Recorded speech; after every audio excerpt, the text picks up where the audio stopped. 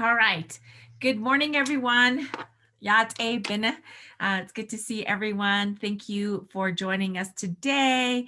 Wanted to just introduce our speaker. What I'm going to do is, Joanna, can I make you co-host so you can let folks in, please? Sure, no problem. Thank you. All right. So, as you all know, Marie Bonneville, you were on a webinar with her a couple weeks ago. Feels like months ago. It's been a couple weeks since she did the how to prepare your training sessions virtually, what to do. And so hopefully you all walked away with some tips, and we brought her back, and she's actually going to be doing a 2-part session with us. So this is part 1. And some of you who may have seen her before, like she's familiar, is because she actually at one point worked for the Seminole Tribe, and she was managing their training program, the Native Learning Center. And we got to meet her, Seven Sisters, we got to meet her through, well, we knew her, but we got to really meet her through some of the work with Enterprise. And some of you all are aware of Enterprise and their work. And we really have been enjoying working with her. And she's been in this field and in this industry like you all, in terms of doing financial education, understanding homeownership. She's also certified with Pathways. So very familiar with the work that you all are doing on the ground, and has done training and then some. She has done customer service. So she has an array of products and services that she's done. She's been such a delight to work with. And so she'll be doing this session today with us. And as I was mentioning, it's a 2-part session. And we want to thank Fannie Mae, who is the sponsor of these workshops. And so this 2-part session that she's going to be talking about, we're really kind of looking at prevention, right? Foreclosure prevention. And so the session that she'll be talking about today, this first part, is looking at, what do we do in sort of this crisis mode and working with families. And so hopefully this will give light to you all about thinking about preventative measures and how to be thinking in that sense and working with the clients on the ground, maybe looking at your current programs and services and what you need to maybe weave in or tighten or reevaluate in how you are assisting and working with community members on the ground. So she's going to start with sort of some basic things that we already know and just emphasize the importance of that, and then go into forbearance and foreclosure, and talking a little bit about what does that all mean, the language there, what does it all mean. And so that's part 1. And then our part 2 will be next month, and we're going to be actually applying and giving you an opportunity to practice and become comfortable with that. So without further ado, I'm going to welcome you, Marie. Thank you so much for being with us. I'm going to pass it off to you to tee us up. Okay, great. Thank you so much, Vicki, for that awesome introduction. And thanks to everyone in the room. I know last time we talked about presentation skills and all those exciting things. And then now I'm going to bore you with all that HUD has to offer and mortgage related topics. So it's very content heavy. And so I would just say, if there's anything that I go over that, you don't understand and or you want further explanation or elaboration, no problem. Just go ahead and put it in the chat area. I'll try to monitor that as often as I can. And thank you again. This is the network opportunity for you all to, connect with each other, and hopefully in the discussion that we're having, you can talk about what's going on in your communities in terms of what homeowners are saying. I think that's really important. And as I go over certain documents, I'll also put that in the chat area as well. So to go ahead and get started, Vicki's going to provide us with a poll in a little bit. So that'll give me some information. And I have spoken with some of your members in terms of things that they're hearing. So it'll be interesting to see if that is across the board with everyone that's in the room today. So I'm going to stop my video real quick and start sharing my screen, so that way I can kind of navigate the chat area and my presentation with more ease. So there's my screen with all my info and let's get to the presentation. So as Vicky said, this is really about preventing foreclosure, but we want to look at it as preventing that financial instability that can that we know COVID has had, right?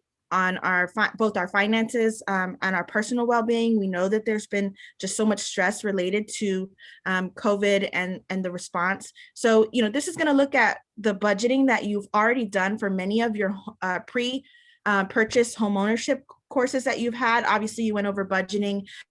In post-purchase, we tend to focus on maintenance and payment shock. And so I think that with the advent of COVID, we've got this whole nother scenario where kind of all these external factors are happening at the same time. We're going to talk about refinancing as an option. I think that's one that, you know, we know had some questions in terms of how does it work? How does it work with Section 184? Because it's one of those topics that by the time you get to the end of pathways, you can kind of glance over refinance because they're just not there, right? They're in the process of actually purchasing the home. And so we'll talk about refinancing a bit. And then all of these other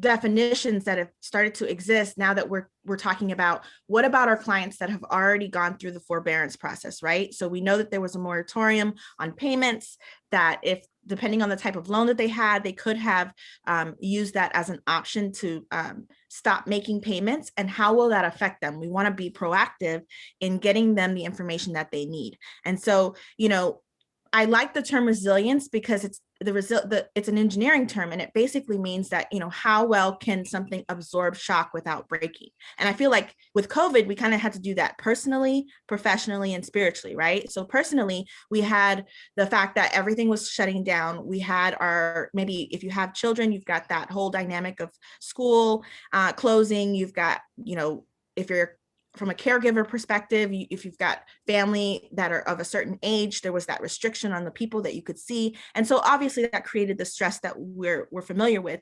Then there's professionally. We know that when folks are trying to figure out what their schedules are going to look like, how that's going to affect their family, what's that going to look like for those that had restrictions on and off reservation, when they were allowed to come to the reservation to do the work, whether that's reopening as of right now. So there's still some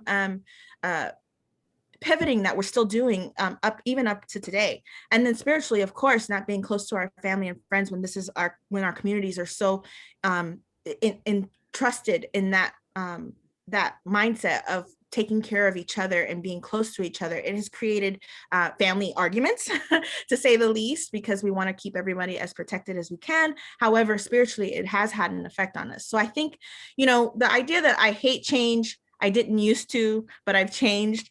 I think everybody had to pivot. Everyone had to kind of look at their financial situation and determine how well they were doing. And so this idea of financial fragility means that across the board, you know, we talk a lot about Native communities, but across America, there was this financial fragility situation, in which case most people could not come up with $2,000 if asked. You know, a lot of people felt like they wouldn't be able to have that. And so it shows our weakness as a country in terms of absorbing financial shock. So I want to just real quick look at if you look in your chat area, go ahead and talk about what March 2020 felt like. I think we're at a reflection point, I think, where just a year ago, things were shutting down, and we had this feeling like we weren't sure what was going to happen next. So in the chat area, could you just, in a few words, describe March 2020 for me, right? And let's just kind of see what that looks like. So uncertainty, right? Scary. Michelle from CRHA says scared to die. So just this from a security perspective, that panic and feeling like, you know, I don't know if I'm safe, if my children will be safe, panic, right? That sense of chaos and that fear. And I mean, this is just us as practitioners. So imagine how our clients were feeling during that time frame. There was definitely that uncertainty feeling that everyone had towards not knowing, I think, from a medical perspective with the virus, but then also what impact it was going to have.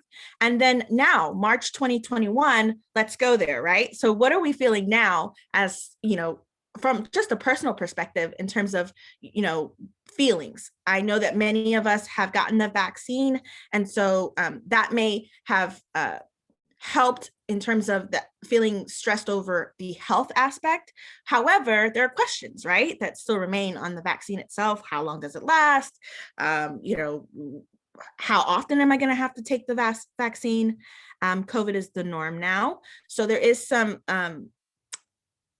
feeling like this is something we're getting used to: mask wearing, social distancing, all these terms that we didn't really have before, or ways that we approach things. We kind of adjusted, right? We pivoted as much as we can. And then there's reemerging, right? There's the fact that, okay, I'm getting back to basics. So that's exactly, I'm glad someone put that in there, because that's exactly what our clients are going to need to do. And I feel like, they may be, especially from the homeownership perspective, because you don't really maybe connect with them as often as you would those pre-purchase folks, that they may be now reemerging. They need to connect with all of these with not just the utility companies, but their mortgage service providers, right? So there is some still anxiousness left due to the lack of face-to-face connection. And that goes back to the spirituality and the faith factor that, we're not doing things as we used to. However, I do think that this is a good stopping point to be able to say, okay, now that we're feeling a little bit better, what can we do for our clients to help them with that security feeling, help them reevaluate their finances? And so I appreciate you guys putting everything in the chat area there. So again, all the things we talked about: guilt, frustration, anger. These are things that homeowners and renters are feeling as even though they've received some sort of payment relief, right? There's the guilt of not, two things. One, they either took advantage of some of these payment relief options, but it wasn't necessarily enough, or maybe they felt like they should have been in a better position, so they wouldn't have needed the relief. Or it's the guilt of, I didn't take advantage of all of the relief that I should have, and because it's a lot to keep up with, right? Frustration, anger, and that sense of hopelessness, anxiety and avoidance. This is where our clients are kind of at, because there's some unknowns. We don't know what post forbearance actually looks like. And so if they've taken some of these programs and used them for the moratorium on payments, they may be in this anxious or avoidance element where they're not actually reconnecting with their service providers. So as Vicki mentioned, we're just going to briefly talk about crisis budgeting, because we always talk about financial literacy from a health perspective. And just like health, prevention is better than the cure, right? We know that preventative health is super important. And so the same is true with I think going back to budgeting. We have to reconnect with our homeownership clients and make sure that they've reevaluated their budgets to assess what's going on with their food budget, what's going on with maybe online learning. Now they've had to increase the bandwidth, they've had to increase, utilities. Everyone's at home, so their utility bills have increased, things of that nature. So the top 10 elements to add to any client review, and again, as practitioners, I'm sure you already have these elements in play, but this is number one, is exactly what we're doing today, learning more about what's going on from the national, local, tribal government perspective in terms of programs that are available, and then learning about the different hardship adjustments that can be made when there's different payment options and due dates. I think that there's definitely some frustration from our clients in terms of keeping up with everything. So, this is one of those areas that they could use the help. Revisiting and creating budgets to maintain or manage new conditions, right? As I talked about before. Rebuilding those savings, because nationally what we've seen is that people, if they had a 401k, they kind of tapped into that.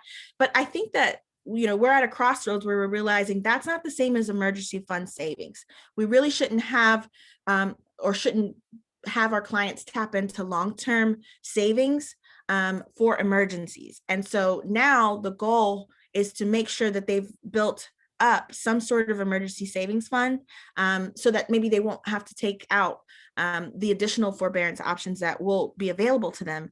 And you'll understand a little bit later in the presentation, we'll talk about forbearance and all the different options that are available. But yes, if they have an emergency savings, at least 6 months worth, then maybe they might not have to take this other option out.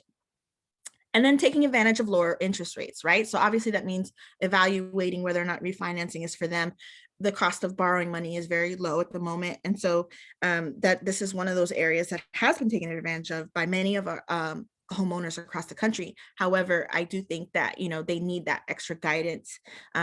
Taking advantage of online technology. I'll show you an example. I think with all the reliance that we've had, even those naysayers who are not as familiar have had to hop on Zoom. So now's the time to get them interested in all the technology that's available to them as it relates to calculating debt, calculating compound interest on debt, what that looks like. I know that sometimes there's this math anxiety that exists, even for myself. So I can understand where, maybe they were hesitant to use the online tools that are available to them, but now is a good time to kind of reintroduce these elements as well. I say that because too, you don't know exactly what Googling will do. And I do feel like on some level, we have to be preventative and protect them from just any old calculator.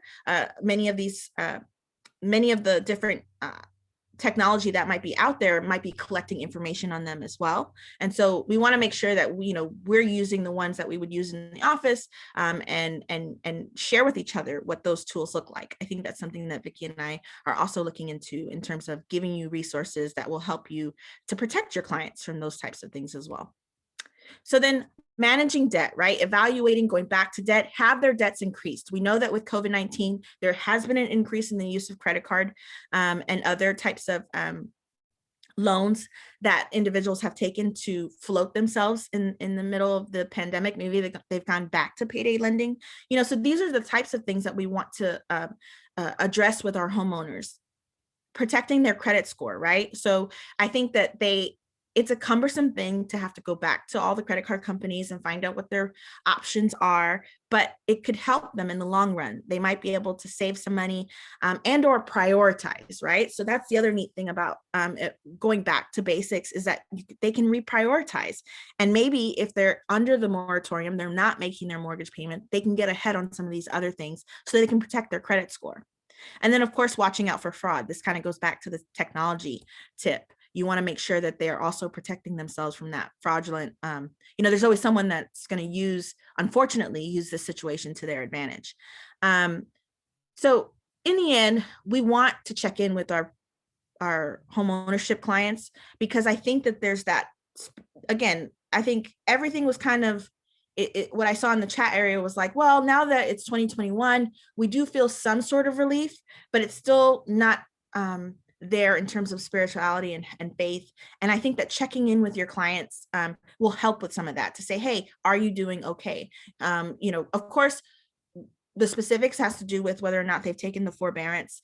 But I do think that just checking in on them is something that we need to do, because nearly half of all US adults have reported some sort of mental health issue, or that COVID itself has negatively impacted them due to worry, stress, and that's over the virus and what it's doing to their family and friends. So I think that from that perspective, I know as practitioners, these are things that you all are probably already doing, but one that I wanted to really remind you of, because preventative is really what this presentation is all about. So homeownership resiliency. I spoke with Anna LeBeau, and she's here on the call. She's the executive director for Black Hills Community Loan Fund. Tani Brunchish, I'm sorry if I mispronounced it, executive director at Black Hills Lakota Funds, and then Jewel Burnett and Dark Feather and Chetta, both with First Tribal Lending. And in my discussions with them, I talked to them about, what are their clients experiencing? What are some of the difficulties that we might want to anticipate having with our post-purchase folks, right? And so definitely utilities was one of those big items. The predatory way in which, let's say if it's a renter and they're, the location, isn't providing them with receipts and other types of things. So those are the types of things we talk about with our financial literacy, making sure that they're holding on to receipts, that they're making their payments using, so that way they have some sort of backup as to, whether or not they've made their rental payments. But from the homeownership perspective, I could see where utilities would also be a big issue, where utilities are now due in full, and those payments are large, and they may not have the funds to cover it, right? So there's a lot going on there. And I know that there was some assistance that was provided in different ways throughout the first two organizations, but I do think that that was one of the big items or takeaway items that we discussed. And then secondly, it was post-purchase issues as it relates to getting the forbearance, lump sum payments, and not necessarily being able to make those payments. And so there's some confusion there in terms of, well, what type of loan do I have to have? And if I take the forbearance, what will happen to my payment when I'm ready to make payments again? And so just those basic questions are what we're going to discuss today. What I did find out from First Tribal Lending and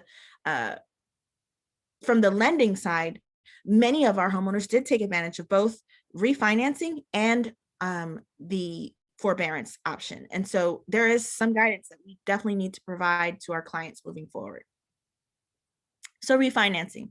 Roughly 2.8 million homeowners refinanced mortgages in the last quarter of 2020. So that saw a record-breaking 869 billion in refinance lending, right? And this is from a company that works directly with providing data and analytics to the mortgage and real estate industry. The cost of borrowing is low, and so obviously that had an impact in that it was the one silver lining to COVID is that many people could refinance, right? But sometimes the financial picture has to be just right in order for you to be able to refinance. And so we're going to talk about that in a little bit as well. So one of the crazy things about this economy is that homeownership in general, and it's creating this ability to purchase a home at a low interest rate has increased the number of buyers in the market.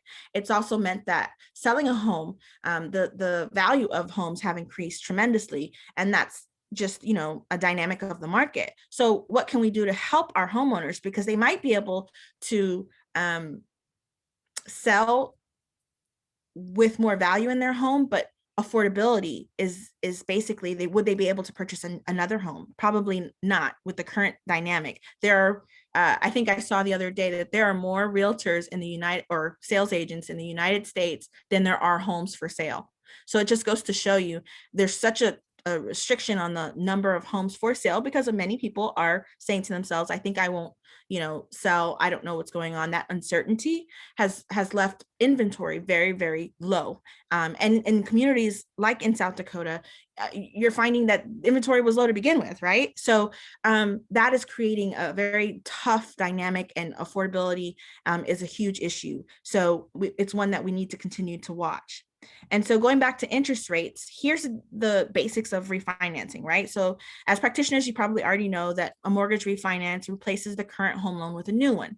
So in this case, they're more likely to maybe use it to reduce the interest rate, lower monthly mortgage payments, or tap into the home's equity, right? So maybe if they have a few loans, or most often you hear about parents wanting to help kids with college and things like that pre-pandemic, they might take that and tap into the home's equity and take some of that out. However, there were other reasons, certainly for some of our members, from the private mortgage insurance perspective, they may want to just go ahead and refinance out of that now that there's more equity in the home. So how does refinancing work? Well, just as you had to meet the lender's obligations before in terms of requirements, those requirements still apply. You still have to file an application, go through the underwriting process, go to closing, meaning that there are additional fees that would be assessed. And then this is the same way you would have as if you had purchased the home the first time. However, in doing so, you reduce your monthly payment most often, tap into equity. Maybe you're paying off the loan quicker. So you're going from a 30-year loan. So you're changing the terms of the loan from a 30-year to a 15, et cetera. And then removal of private mortgage insurance, right? So the PMI that we talk about, and even though with Section 184 is very low, it is something that can be removed if they have that equity available. And then and as I mentioned before, with the values increasing, that might just be the case.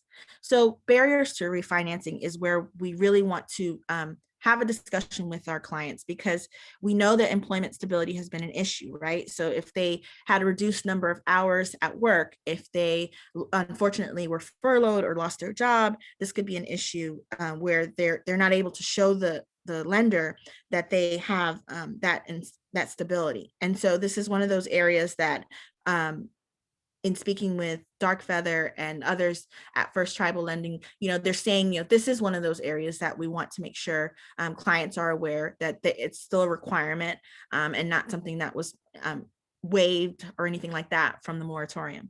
Stricter requirements. And what do I mean by that? So certainly if you're in a VA type situation, or you're in a situation where you're taking some other type of loan product, then the credit score itself might need to, there are, I think most lenders are cautious of the fact that we're in a pandemic and that the economy is still uncertain, just transitioning from one administration to another, right? So the idea that they're going to be stricter in terms of requirements is something that we all just need to be mindful of.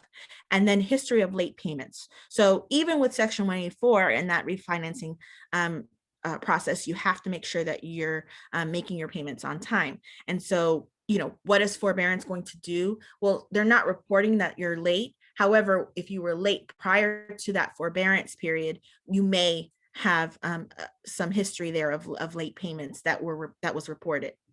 And I'll talk a little bit more about that when we get to forbearance. But I do think that that history of late payments, you're going to need at least 12 months of making on-time mortgage payments to qualify. So I'm going to talk about Section 184 briefly, just in general. So it offers the low down payment, right? The 2.25% on loans over 50,000 and 1.25% on loans under 50,000. Low interest rates, obviously it's based on market rates. And so currently market rates are low. I think as of last week, I checked on it and it was right at 3%. It is increasing. March going into April of last year, I think it was at an all-time low of 2% or so. And it was just, again, this was the Fed's opportunity to kind of just, make the cost of borrowing lower so that banks could then, put that liquidity back in the market. And so with Section 184, it's not based on the applicant's credit score, but it does look at their credit worthiness, right? So they are going to look at the details of their credit report. And then there's manual underwriting, which is also helpful in that they take a hands-on approach to underwriting and the approval process. So there's a network of approved lenders, and many of them know exactly what the requirements are to get our clients both on and off reservation approved, but it does require the private mortgage insurance, right? And so at least it's much lower than what you find with other loan products. FHA or would be one of them, right? So Section 184 upfront loan guarantee does that. Protection of predatory lending, obviously we want to make sure so there's no adjustable mortgage rates with that or ARM. And then I've got one more thing, but just the knowledgeable staff, the fact that people like Dark Feather have been doing this for a very long time, just, letting our folks know what's available to them, right? So you know that there's no income limits, no credits, it's not credit score driven, all of those elements, and those elements exist for the Section 184 refinance. So if you don't already have them, I'm going to kind of just remind everyone and put this information in the chat area when I'm done. But, the loan limits and the service areas are available to you. And I'm going to put them in the chat when I get through this section. But refinancing under Section 184, you have to know that there are three types. There's no cash, there's the no cash out, the cash out, and the streamlined refinance, which is basically 184, or also known as 184 to 184. What that is, is that you've got the standard refinance, which means that your loan is currently not a Section 184 loan, but you'd like it to be, right? So they're going to go ahead and refinance your loan, and all the same terms that I mentioned before apply. So proof of tribal enrollment, and all of those other things that we're aware of. The cash out. So obviously this helps in terms of getting them some liquid asset, right? Some of the ability to take their cash out from the equity of their home and use it towards, maybe some credit card payments or other reasons. Maybe they need a new reliable car, things like that. So just having that ability to do that, it is more protective in that it'll only allow you to borrow up to 85% of the current appraised value of your home. However, you may also receive up to $25,000 cash in hand at closing. So some of those things have to be direct payments to the credit card companies or whatever loan that you have out. So typical documents that you need, the same types of things apply as they would if you were applying for the first time. And then there's the 184 to 184, and that's called streamlining. Essentially, all it means is that you're going to hopefully get a reduced interest rate or a term of your loan. So again, going from 30 years to 15. And it's very simple. This is one that Jewel mentioned, is definitely something that folks have been taking advantage of because it doesn't require an appraisal, income, or asset verification. So this is helpful, especially for those who may have used some of their credit cards. So normally we talk about DTI and how it has to be no less than 41%. So in the case of using this particular program, or the function of it, you wouldn't need to have that income or asset verification of the home.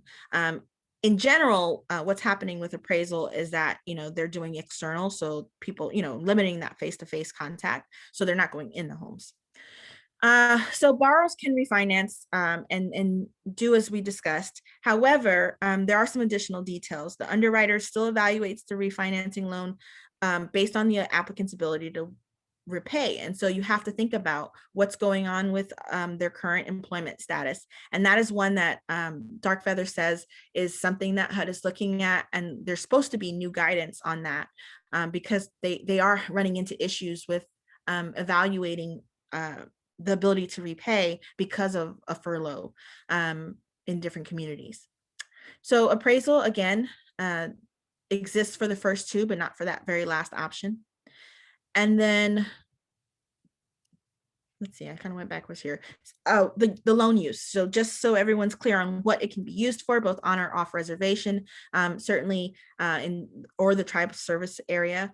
You can construct a new home, rehabilitate a home. So that can mean that if there's some repairs that need to take place, refinance, like I mentioned, and then again, it can only be used for single family homes, but 1 to 4 units, meaning that they could occupy 1 unit and rent out those other 3. So, it's a really unique program and one that I know many have taken advantage of, but we want to now check in with them and make sure that they're okay. So leveling the playing field, right? First, we're going to talk about understanding all these different terms in terms of where they are. Are they delinquent? If they're less than 31 days. So if they're 30 days late, that's delinquency, right? However, when do they get to the point where they're in default? So anything past 30 days is considered default because they're no longer meeting the obligation of the loan agreement. So most homeowners go straight to foreclosure, right?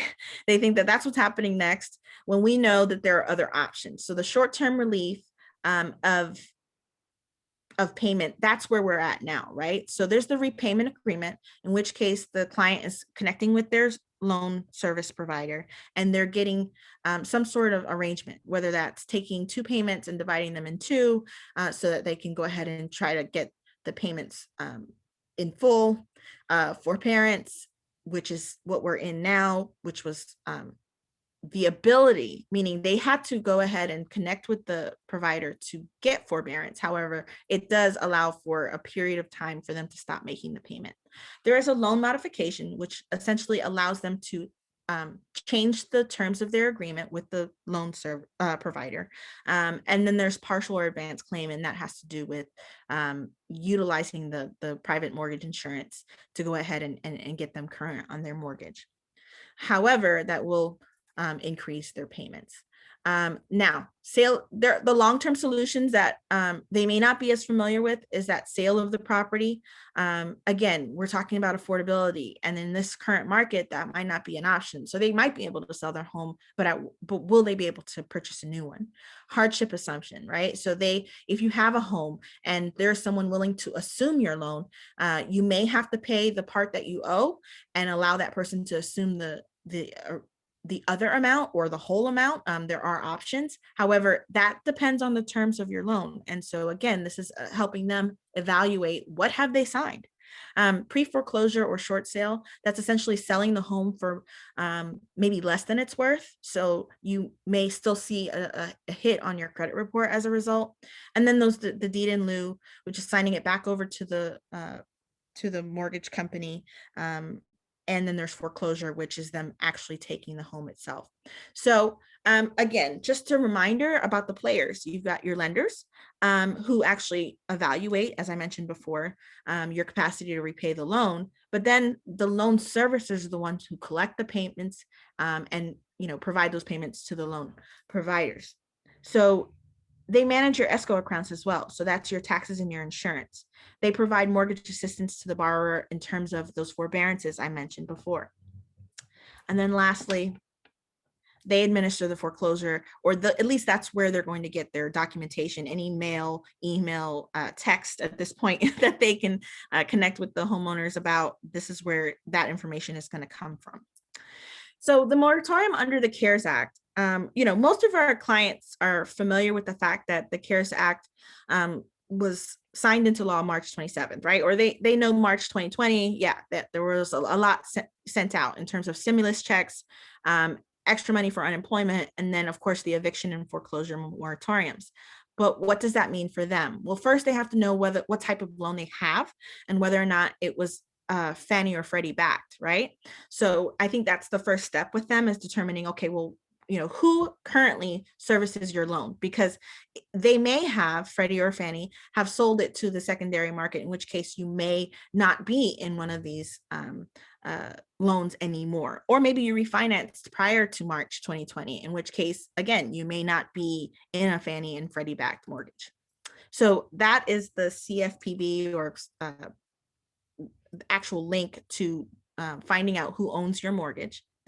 And then, this was all based on the client request. So should you have had some sort of financial hardship due to COVID, you could submit a request to your borrower. And then at that point, the borrower also had to show proof of, but they had to attest to that they had some sort of financial hardship. So you didn't have to necessarily have COVID personally. It could have been a family member. It could have been that you were shut down and therefore you were no longer employed. It could be that you had to stay home, so whatever impact COVID had on you, you could use that to attest to needing the forbearance. And real quick, let me go ahead and check the chat just to make sure there's any other questions. Always happy to see a happy face. So going back to forbearance and the agreement, right? So it was a reduction or suspension of payments for a set amount of time. So you could have gotten a forbearance prior to March with your loan provider, as I mentioned before. But again, it's not waived or forgiven. They have to be paid back, these payments. And so it doesn't cover your taxes, your insurance, or any condo fees. We kind of leave those folks out half the time, but any sort of fee, it doesn't include it. So, that's one thing that many of our homeowners may be facing. So they were able to go back to paying their mortgage, but maybe now they're going to be in a shortage situation in terms of their escrow. So forbearance request. This basically just details how it was supposed to work initially, but I want to stop real quick and go to the guidance that was received. And I think it is here. I've highlighted a few things, and forgive me if it's small or you can't read it. I'm going to put all of these You can see them. materials. I'm sorry, go ahead. I said you can see them. Okay, great. I'm I'm going to put all these materials in the chat area when I'm done, but I did want to make sure that you were aware that as of February 19th, 2021, there was actually a Dear Lender letter that was issued to all the lenders and servicers and tribes explaining how this moratorium affected Section 184, which is great for us in terms of how to help our clients moving forward. So I will read just this first part in terms of the purpose. It's to inform lenders of the further extensions of the foreclosure and eviction moratoriums, loan processing flexibilities, and the borrower's ability to request a COVID-19 forbearance, right? So just as I mentioned, it did that. However, if I scroll down, it's going to go into more detail in terms of the summary of the changes, which I'll go over when I get back to my presentation. And I've highlighted the sections that I thought are very important to us in terms of the moratorium on foreclosure and evictions and that extension of deadlines. So in fact, it was extended so that someone could actually apply for the forbearance through June 30th, 2021. So I just wanted to clarify because they were extended.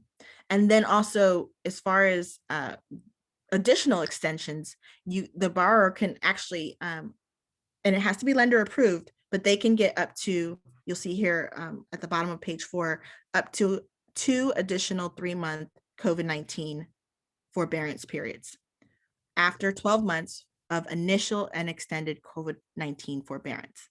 So that is huge, because what that means is, and this is why this webinar is so important, we may have a very large group of individuals that will need more information as to how to prioritize. If they're not making their payments, what are they doing to get financially ahead and build those 6 months emergency savings so that they'll be in a better place when they resume their mortgage payments? And or are they talking to their service providers about what's going on with their escrow? I mean, this is where Tani is very correct in being concerned about our clients and wanting to get them the help they need before it's too late.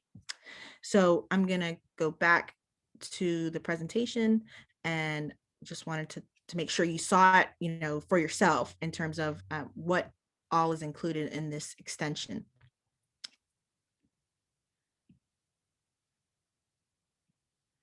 So again, the Dear Lender letter extended so many different elements to it and gave the lenders some real guidance, I think, that they didn't have before. However, there's more to come. So servicers requirements, they can't require any additional documentation in terms of what you can say was a financial hardship. So there's nothing in terms of again, you can simply say something along the lines of, it affected my financial ability to from a employment perspective, but that's that. They're not required to take any additional information from that. However, there's no fees, penalties, or interest that should be assessed for being late. And that's one of those protections that is required by the servicer. The other thing is this extension, these 2 additional extension periods that might be provided to the client, or in this case, the borrower. Credit protection, this was a big one. So depending on where they were, and I'm going to use this as an example, if the borrower was current before January 31st, 2020, then they were allowed to not make those payments and it would still be reported as current.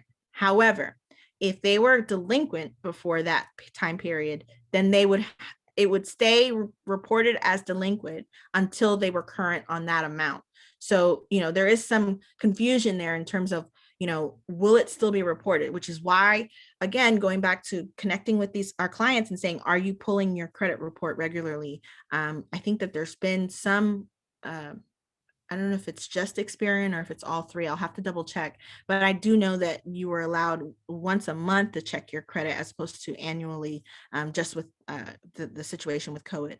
And I'll double check that and make sure that that's correct for our next webinar. But that's what I remember hearing in one of our training sessions, that you were allowed to actually check your credit more often. And many of our clients are using different apps, and if you have certain types of credit cards and or banks, they're monitoring credit and things like that. But I do think that this is one area that we want to make sure that if they're in the forbearance situation, they need to know whether or not they're currently being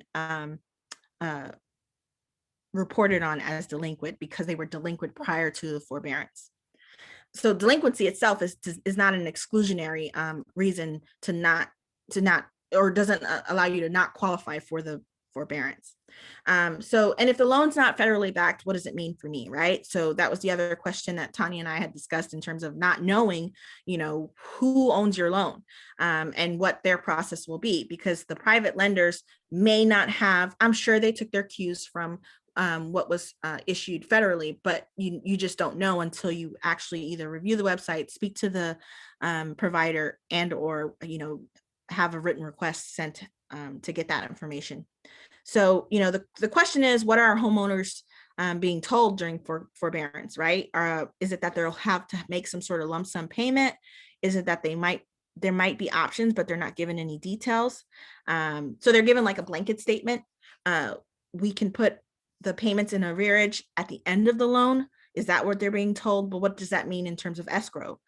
If a lump sum is not affordable, reach out to us. Well, what does that mean?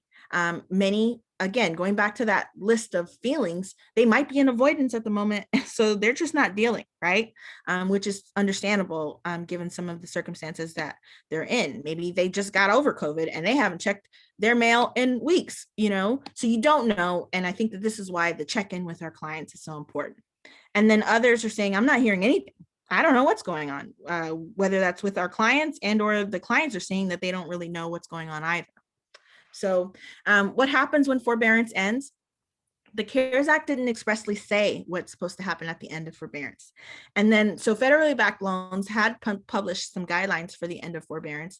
However, how it's affected different individuals and our clients in particular, we want to know. So here are some of the requirements from that federal forbearance, post forbearance discussion that I attended. So they have to determine the reason for delinquency and whether it's temporary or permanent. So these are the responsibilities that the servers have to our clients. They have to determine that reason for delinquency and whether it's temporary or permanent. They have to determine if the borrower can reinstate or repay the debt. So there is some sort of support that they need to provide. However, that education is also on them. They need to educate the borrower on the availability of workout options. Now, this is where we come in, because I do not know that that is going to be the case, that they may have it on their website, but our clients may or may not be comfortable with the language. And then obtaining commitment to resolve the delinquency. So there has to be some formal form of commitment in regards to resolving the delinquency. And then they have to ensure that the borrower has resolved the hardship. So unlike 2008 was a realization for the industry as to how to help support homeowners.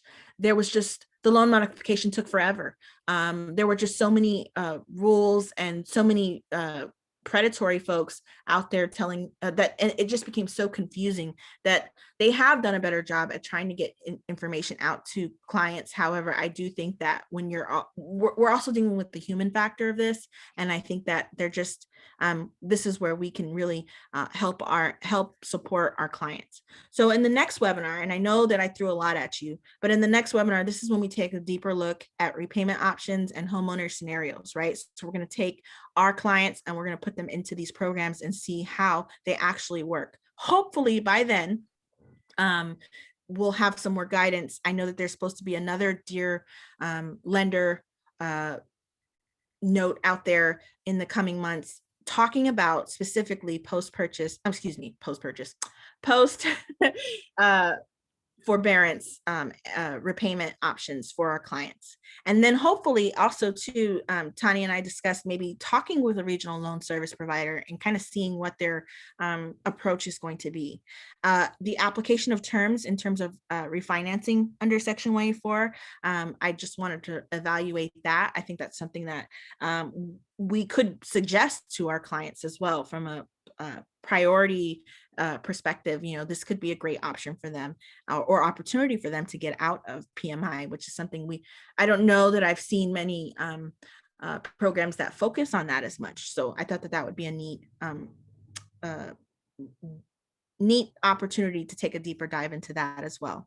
And if there's any other suggestions that you have for the next webinar, go ahead and put that in the chat area, knowing that this has been recorded and that I can go back and actually take a look at it will help me in developing our next webinar.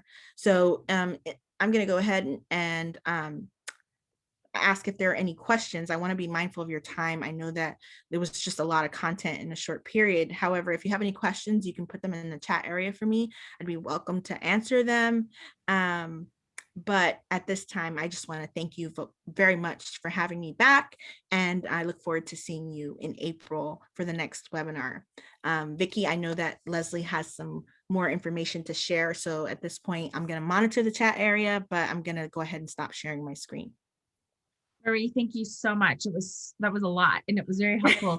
As Leslie's doing that, do you want me to release the poll so folks can at least respond to that? Oh yeah, that would be great, because that's definitely information I can take back and use for our next webinar as well. So I'm going to be doing that. As Leslie's talking, please do the poll. Thank you. I'm sorry, can I interrupt really fast? Sure. Marie, I saw that you posted the forbearance for the loans, but I didn't see a link for like renters, because that's something that we're running into a lot in Rapid City. There's a lot of landlords who are trying to evict their tenants. Do you have a link to where it shows like the resources or like the rules for the eviction forbearance? Yes, I can get that and put it into the chat area as well. Okay, thank you so much. Thanks, Nicole.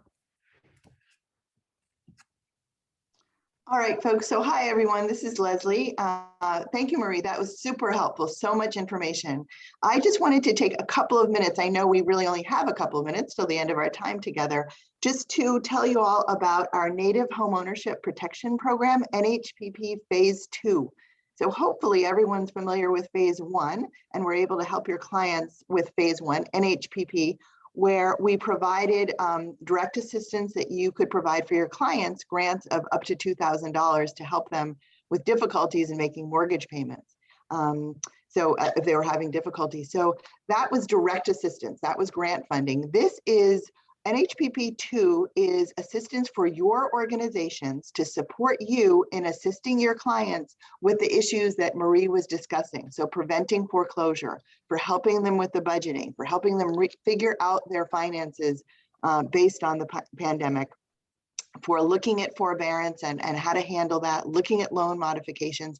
So again, it's supporting your work to help your clients.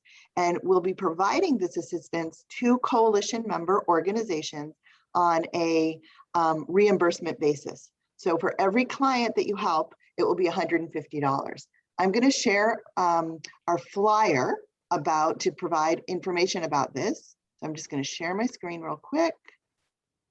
Take the flyer. I'm going to walk it through really quickly, and you should be getting information. We hope to do an email blast this afternoon with this flyer and an application. So the idea is if you want to apply your organization to participate in this, just fill out the application and send it back in to me. So the idea is that this will be, again, support for you on a reimbursement basis to conduct one-on-one coaching / counseling with clients experiencing difficulties in making mortgage payments. This can cover assisting mortgage clients in reaching out to their lenders to negotiate modifications, if you're doing post-purchase classes, if you're doing post-purchase coaching, and if you're assisting clients in accessing available resources to offset the economic impacts of the pandemic. So if you're helping clients access resources, this can cover your time. So again, if you work with a client this month and then document that for us, just write them in our reimbursement log, we'll be able to provide $150 per client each month to you. So if you help a client this month and help that same client next month, that's fine. You can get reimbursement next month as well.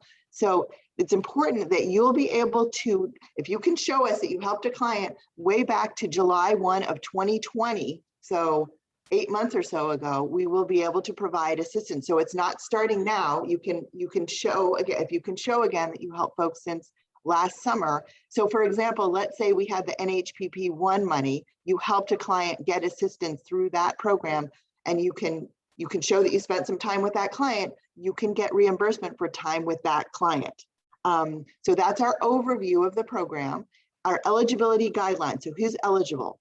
Coalition member organizations that are current on membership, current on your data reporting, and that agree to submit a monthly report, a reimbursement request. So we're trying to make it really straightforward, really doable for you, not create a lot of work. So that's our eligibility, our program overview, and then how do you participate? How does this work? So you'll complete a brief application. Again, those should go out this afternoon. You'll be able to access it, complete it, send it in. We'll have an orientation session. If you can mark your calendars for 9 a.m. on April 15th for the orientation session, then you'll provide your assistance, then you'll submit your monthly report form. So pretty straightforward. Again, I just wanted to get this out there. It ties totally with what Maria has been talking about. A lot of the assistance that she talked about that you can provide for your clients, the information that you can share with them, that's what this program is for. It's to support your efforts. So I know that we're at the end of our time, but feel free to contact me with any questions. And I can also stay on a little bit longer if folks have questions. Thanks, everybody. We look forward to your applications. Thank you. Thank you again, Marie. We'll see you all next month. Take care, everyone. Thank you.